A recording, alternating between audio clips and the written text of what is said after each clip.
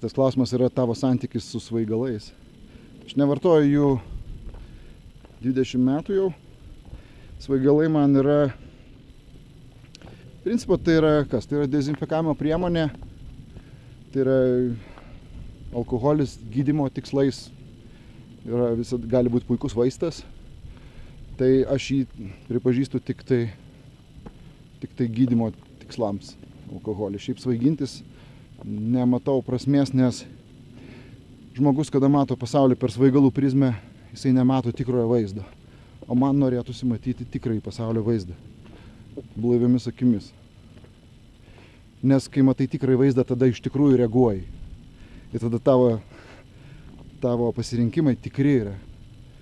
Nes kai tu, jeigu apsvaigęs pasirinkimą kokį nors darai gyvenime, jis netitinka tikrovės dažniausiai ir dėl to žmogus paskui kenčia. O gyvenimo prasmė yra būti laimingu.